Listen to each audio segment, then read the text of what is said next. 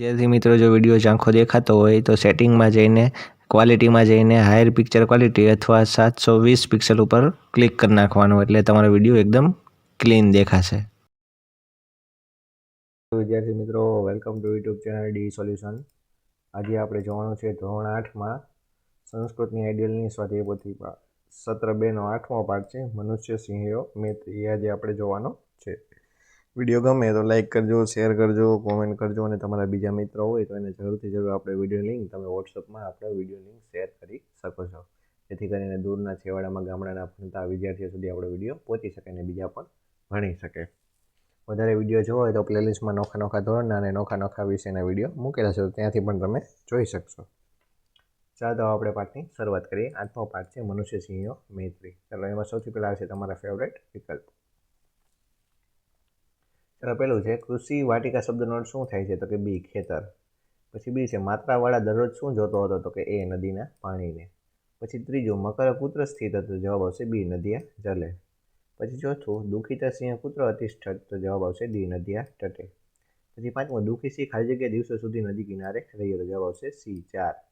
પછી છઠ્ઠું કયો મધ્ય ઘોર યુદ્ધમાં અભાવત? તો જવાબ આવશે સી સિંહ મકર રહ્યો. પછી સાતમું છે સિંહ ખાલી જગ્યા વધમ અકરો. તો જવાબ આવશે એ મકરસ્ય. પછી આઠમું છે સ્વયં પ્લસ અપી શબ્દોની સંધિ છોડો. તો જવાબ આવશે બી સ્વયં અપી. પછી નવમું છે તત્રેવ શબ્દની સંધિ છોડો. તો જવાબ આવશે બી તત્ર પ્લસ એવ. પછી 10મું છે અપતત શબ્દનો અર્થ શું થાય? તો કે જવાબ આવશે એ પડ્યો. પછી 11મું છે કોણ ઈજાગ્રસ્ત સિંહની સારવાર કરે છે? તો જવાબ આવશે બી માત્રાવાળા. પછી 12મું છે સિંહ કોની સાથે ભ્રમણ કરતો? જવાબ આવશે એ માત્રાવાળા સાથે. પછી 13મું છે માત્રાવાળા ગૃહમ ક્ષેત્રમ ચ ક રક્ષત. તો જવાબ આવશે સિંહ. 14મું છે માત્રાવાળાના અવસાન પ્રસંગે સિંહ ક્યાં જાય છે? તો કે સિંહ સ્મશાન યાત્રામાં. પછી 15મું સિંહ સ્મશાનાથ કુત્ર અગચ્છત. તો જવાબ આવશે ડી વનમ. પછી આગળ બીજો પ્રશ્ન આવે છે ખાલી જગ્યા પૂરો. પેલું છે માત્રાવાળા વૃક્ષ તલે સ્થિત્વા જલમ અપશ્યત. તો જવાબ આવશે સ્થિત્વા. પછી બીજું છે મકર સિંહ ભારે વધમ અકરોતો. તો જવાબ આવશે અકરોત. પછી ત્રીજું છે સિંહ નદીયા તટે અતિષ્ઠત. તો જવાબ આવશે તટે. ચોથું છે માત્રાવાલા સિંહસ્ય શુશ્રુષામ અકરોત. તો જવાબ આવશે માત્રાવાલ. પછી પાંચમું છે અધ્યાપી જના એતસ્ય સત્ય પ્રસંગસ્ય વિસ્મરણમ કરતું ને શકનું વંતી. તો જવાબ આવશે સત્ય પ્રસંગસ્ય. પછી ત્રીજો પ્રશ્ન છે ખરા ખોટા. ચાલો પેલું છે તસ્મીન ગ્રામે માત્રાવાળા નામક એક કુંભકાર આસી. તો જવાબ આવશે ખોટું. પછી બીજું માત્રાવાળા સપ્તાહે એકવાર વૃક્ષ તલે સ્થિત્વા જલમ અપશ્યત. તો જવાબ આવશે ખોટું.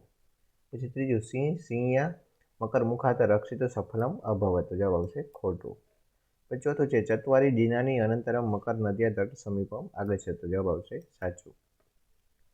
પછી પાંચમું નદિયા જલે સ્થિત મકર સિંહસ્ય વધમ અકરોત. જવાબ આવશે ખોટું. પછી ચોથું છે નીચે આપણા પ્રશ્નોના ગુજરાતીમાં ઉત્તર આપો. ચાલો પેલું છે માત્રાવાળો ક્યાં રહેતો હતો? તો કે માત્રાવાળા સૌરાષ્ટ્ર પ્રદેશના સત્તાધાર ગામની પાસે મોટી મોણપરી ગામમાં રહેતો હતો. પછી બીજું છે માત્રાવાળા કોણ હતો? તો કે માત્રાવાળા એક ખેડૂત હતો. પછી ત્રીજું માત્રાવાળા દરરોજ શું કરતો હતો? તો કે માત્રાવાળા દરરોજ વાડીમાં ઝાડની નીચે બેસીને નદીનું પાણી જોયા કરતો હતો.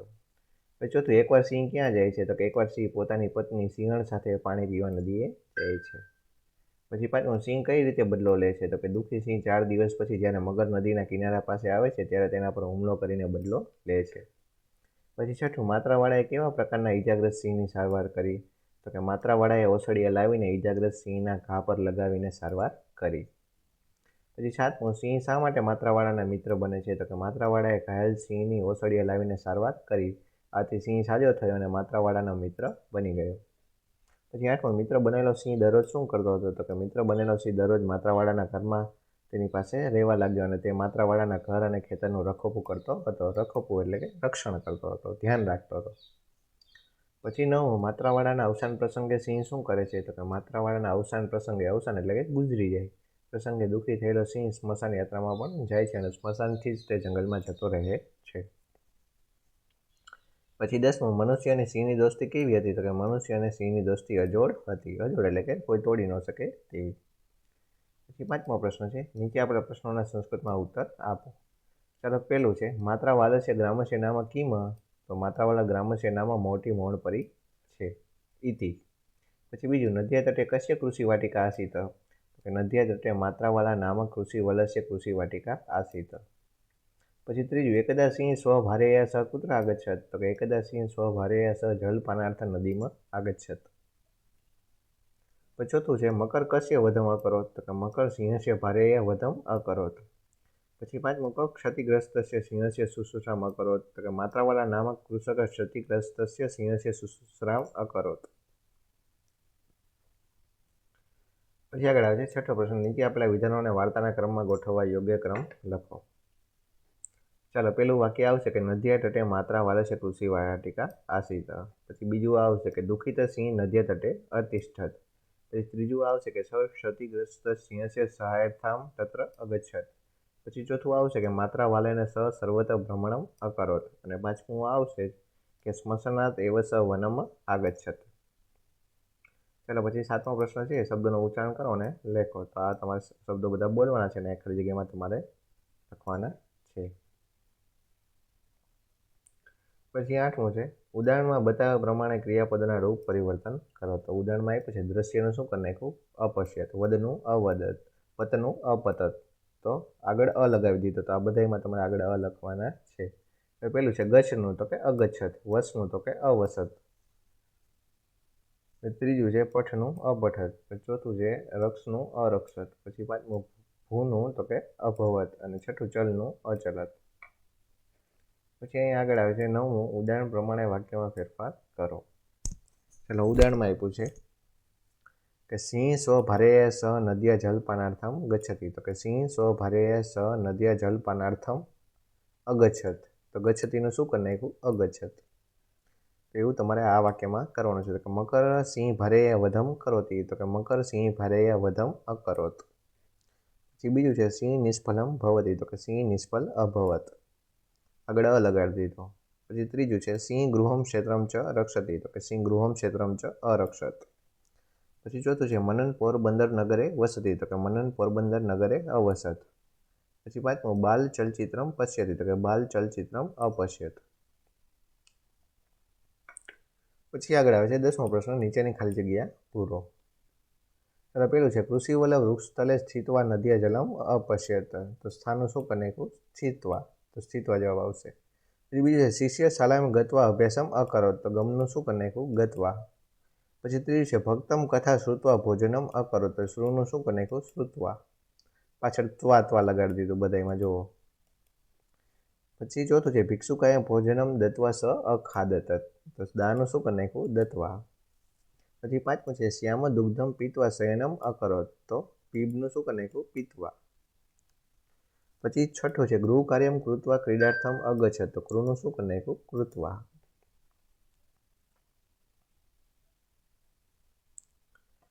ચાલો, પછી 11મું છે નીચેના ગદ્ય ખંડોનો ગુજરાતીમાં અનુવાદ કરો. એટલે કે તમે સંસ્કૃતમાં જે પેરેગ્રાફ આપ્યો છે એનું તમારે ગુજરાતીમાં ભાષાંતર કરવાનું છે. ચાલો, પછી આગળ આવે છે પહેલો પેરેગ્રાફ કે સૌરાષ્ટ્ર પ્રદેશે સત્તાધાર ગ્રામસ્ય સમીપે મોટી મોણપરી નામક ગ્રામ વર્તતે. તો કે સૌરાષ્ટ્ર પ્રદેશમાં સત્તાધાર ગામની પાસે મોટી મોણપરી નામનું ગામ છે.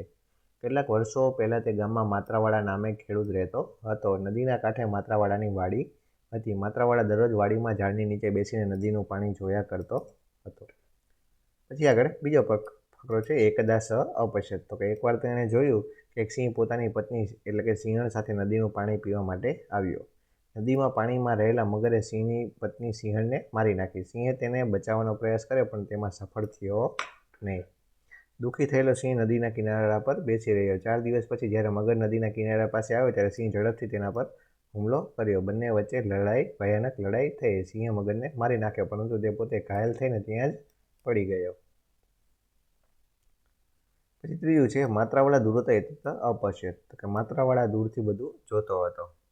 તે ઘાયલ સિંહની મદદ માટે આવ્યો. ઔષધો લાવીને તેણે સિંહની સારવાર કરી. કેટલાક દિવસ પછી સિંહ સાજો થઈ ગયો અને તેનો મિત્ર બની ગયો. ત્યારબાદ તે જ સિંહ દરરોજ માત્રાવાળાના ઘરમાં તેની પાસે રહેવા લાગ્યો. તે માત્રાવાળા સાથે બધે જ ફરતો હતો અને માત્રાવાળાના ઘર અને ખેતરનું રખોપું કરતો હતો. માણસ અને સિંહની અજોડ દોસ્તી કેટલાક વર્ષો સુધી ચાલી. માત્રાવાળાના અવસાન વખતે દુઃખી થયેલો સિંહ સ્મશાન યાત્રામાં પણ ગયો હતો. સ્મશાનથી જ તે જંગલમાં જતો રહ્યો. ત્યારબાદ કોઈ પણ માણસે તે સિંહને જોયો નહીં. આજે પણ માણસો આવા સાચા પ્રસંગનું વિસ્મરણ કરી શકતી નથી, એટલે કે ભૂલી શકતી નથી. ચાલો, તો અહીંયા તમારો આ માત્રાવાળો આ પાઠ થાય છે. પૂરો વિડીયો કેવો લાગ્યો તે કમેન્ટ કરજો, અને ખાસ તો બીજા તમારા મિત્રો હોય તેને પણ જરૂરથી જરૂર વિડીયોની લિંક તમે વોટ્સઅપમાં શેર કરી શકો છો, જેથી કરીને દૂરના છેવાડાના વિદ્યાર્થીઓ સુધી તમે આ વિડીયો જોઈ શકે અને બીજા પણ ભણી શકે. વધારે વિડીયો જોવા હોય તો પ્લેલિસ્ટમાં મૂકેલા છે, તો અહીંયાથી પણ તમે જોઈ શકશો. આના પછીનો જે ભાષા સજ્જતાનો વિડીયો છે એ પણ હું મૂકી દઈશ, બરાબર છે. ચાલો, તો વળી પાછા મળશું આપણે નવા વિડીયોમાં. ત્યાં સુધી જોતા રહો આપણી ચેનલ ડી સોલ્યુશન.